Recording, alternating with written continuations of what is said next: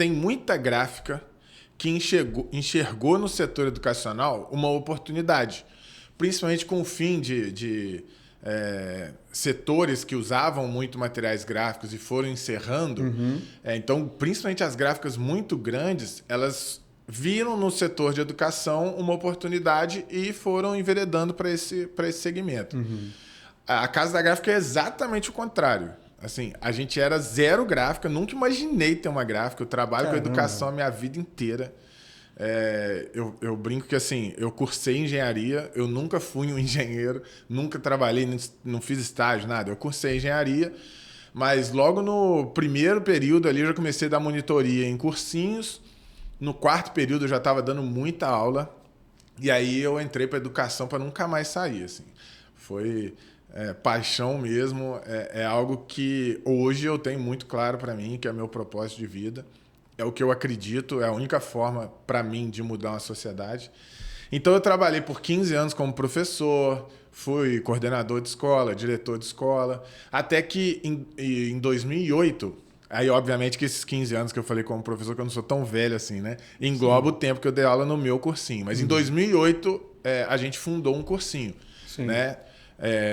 Ali a gente começa o empreendedorismo, digamos assim, sem ter ideia do que eu estava fazendo. Caramba. Eu era só um professor criativo que acreditava muito nos projetos que eu fazia.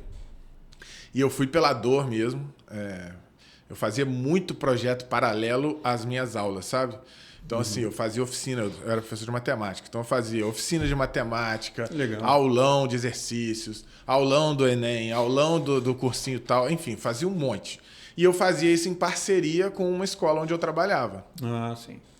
E a parceria era uma parceria, totalmente ganha-ganha. Eu fazia tudo, da divulgação à elaboração do material e campanha para angariar alunos, né? E o trato com a escola era o seguinte: você me empresta a sala para eu dar os meus projetos e o resto é comigo. Sim. E eu pagava tudo que eu recebia, 40% era da escola, 60% era meu. E aí teve um mês que foi sensacional. Assim, num dado momento eu já estava ganhando muito mais pelos projetos que eu fazia do que pelas aulas que eu dava. E aí teve um mês que é do feriado de Corpus Christi.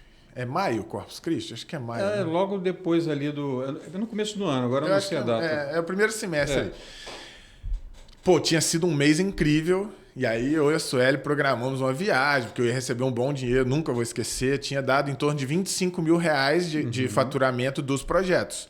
Automaticamente, 60% meu, 40% da escola, então eu ia ganhar ali uns 15 mil reais. Sim. Isso lá em 2008. Então, era um baita dinheiro. E aí, quando eu cheguei para receber, ele falou assim, não, então, me deu 10 mil. Aí eu falei, tá errado, né? O meu é 15, o seu é 10. Ele falou, não, agora mudou. Agora é 40 para você, 60 para mim. Quiseram mudar e mudou a regra. Do nada. Eu falei, mas já é o combinado e tal. Ele falou, não, se você achar ruim, procura um lugar para você fazer. Nossa, eu fiquei maluco, Marcelo. Te empurrou para um outro lugar, para uma outra direção. E aí, algo que eu nunca faria, não imaginava naquele momento, pelo menos não passava na minha cabeça, de fazer sozinho. Eu tinha toda uma gratidão na escola onde eu trabalhava também. E aí eu fui procurar um lugar, e aí montei um espaço, uma salinha. Essa salinha, em pouco tempo, virou 2 salinhas, e em pouco tempo já estava aumentando. Por fim, a gente tinha um cursinho grande, a gente ultrapassou a marca de 1.000 alunos. Caramba. E ali eu falo que nasceu a Casa da Gráfica sem eu ter ideia disso. É o que eu falei. A gente não é uma gráfica que viu a educação como uma oportunidade. A gente é uma empresa de educação desde a essência.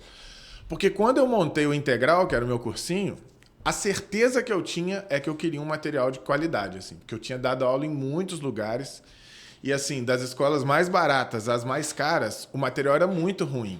Era sempre xerocão preto e branco, muitas vezes com qualidade ruim mesmo. E eu tinha na minha cabeça assim, cara, tem que ser um material colorido, cara. O mundo preto e branco já acabou, né? Eu tive TV preto e branco, acredito que você também já deve ter visto uma ou outra, mas assim, os alunos, naquela época eu não via, hoje em dia menos ainda, né? Então eu queria muito um material colorido. E aí eu fui buscar, foi a primeira vez que tive contato com gráfica. Então você tinha necessidade de ter um material, começou a ter dificuldade de encontrar um material de qualidade. Exatamente. Mesmo nas gráficas maiores. Não achava um fornecedor que atendia o que eu queria. Porque ali é a primeira vez que fui entender a diferença de uma gráfica offset para uma gráfica digital, né? Então eu procurei as gráficas offset, que eram as mais famosas da minha cidade. E todo mundo ali me explicou a base do offset, que é assim, cara, a gente produz uma matriz que vai ser replicada. Então você precisa de muito volume do mesmo para justificar. Que o seu perfil de material era impressão digital. Porque por mais que a gente chegou a essa marca aí de 1.000 alunos, na época que eu estava procurando eu não tinha esse número todo, mas era segmentado, né? Você tinha várias turmas diferentes e automaticamente materiais diferentes. Então era assim, 100 de um, 80 de outro, 120 de um outro material. E aí ali eu vi, então a gráfica offset não me atende. E aí falaram, você tem que procurar uma gráfica digital. E aí eu fui procurar e entendi por que todo mundo fazia preto e branco. Porque naquele momento ainda não tinha as possibilidades que a gente tem hoje, né? Então, assim, uma impressão colorida era só laser e era muito caro. Sim. Na minha cidade, na época, era tipo R$5 uma página impressa. É impraticável. Aí você explicava que era muito volume, o cara falava assim, não, beleza, eu consigo fazer a 2 para você. Aí uma apostila de 500 páginas ia custar R$1.000 uma apostila. Exatamente. Então, aí ali eu entendi. Falei, por isso que ninguém tem material colorido, então. Porque você estava numa época que os equipamentos eram absurdamente caros. Então, assim, e jato de tinta você não tinha meio termo. Ou as máquinas eram muito lentas. Não, jato de tinta naquela, pelo menos onde eu busquei em muitos lugares, inclusive em capitais, Rio, São Paulo também. Mas naquela época ainda não existia, né? O Filipão da alta impressão ainda não estava trazendo essas possibilidades legais aí que existem hoje. Que até pro pequenininho, ele vai num magazine desse aí e consegue comprar uma Epson, uma HP, uma Canon de book hoje, que ele alimenta. Antes era cartuchinho mesmo, de 5 ml, que você imprimia um cadinho, já tinha que trocar o cartucho. Só que aí eu comecei a pesquisar sobre. E aí, aqui ainda não estava forte, mas lá fora já estava muita gente adaptando a impressora para book e alimentação contínua, né? E aí eu pesquisando ali, eu fiz um teste. Eu comprei uma HP K5400.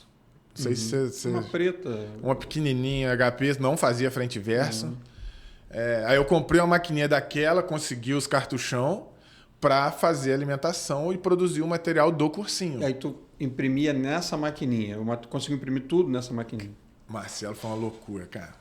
Eu conto isso. Quantas maquininhas você comprou? Comprei uma. Uma só? Comprei uma, porque eu não fazia ideia se ia dar certo ou não.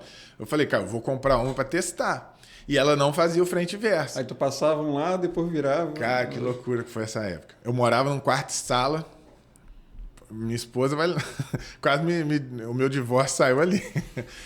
A casa foi adaptada, assim. Eu levei ela para dentro de casa. Eu levei a impressorinha para dentro de casa e falei, eu vou ficar fazendo isso aqui, né? Período de encerramento, entre o encerramento do ano de 2008 para o retorno em 2009.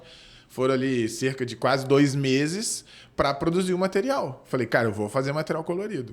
Então, como que eu comecei fazendo?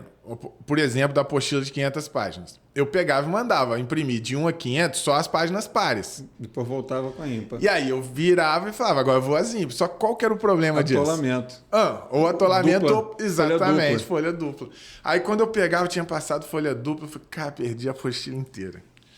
E aí, foi a estratégia que eu fiz? Eu fui e falei, são, por exemplo, essa turma são 120 apostilas. Então eu mandava 120 páginas 1. Exatamente, depois alciava. Aí virava 120 páginas 2. E fui fazendo isso. A minha casa ficou uma loucura. Pilha de papel espalhada. E eu vinha montando a apostila. Eu botava para despertar, aí deixava rodando, o despertador tocava, eu virava. E, cara, foram 2 meses, mas assim, uma loucura. Só que, Marcelo, foi um sucesso, cara. Um sucesso quando a gente entregou. Não tinha encadernador, não tinha nada. Eu imprimia tudo, levava para um lugar para encadernar para mim. Sim, só para botar espiral. Exatamente. Eu imprimia o miolo, terceirizava a capa e mandava colocar espiral. Cara, foi um sucesso, assim, porque, ninguém tinha. Minha cidade é uma cidade que não é uma cidade pequena, mas não é uma capital. Juiz de Fora tem, pelo censo aí, 600 e poucos mil habitantes. Tinha cursinhos lá muito mais caros que o meu, tudo preto e branco. Que não tinha o material que você tinha. Então foi um sucesso, assim, foi muito legal, muito legal. A ponto de outras escolas começarem a ligar. Como é que vocês fazem isso? Como é que vocês fazem? Qual é o fornecedor? Exatamente.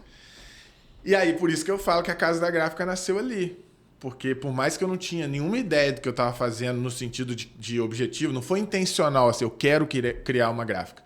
A intenção ali foi, eu quero ter um material colorido porque eu acredito que o aluno vai se desenvolver melhor, vai se interessar mais por um material colorido. Interessante, você falou que veio na contramão, porque a mão certa seria o seguinte, o Rafael tem uma gráfica, tem um conhecimento forte na área de ensino, então eu vou segmentar a minha gráfica para a área de ensino, ou ver as oportunidades do mercado. Ele não, você era da parte de ensino, precisava imprimir, não tinha fornecedor, você começou a imprimir. E em algum momento aí você falou assim, vou parar com o curso e vou ficar só com a gráfica,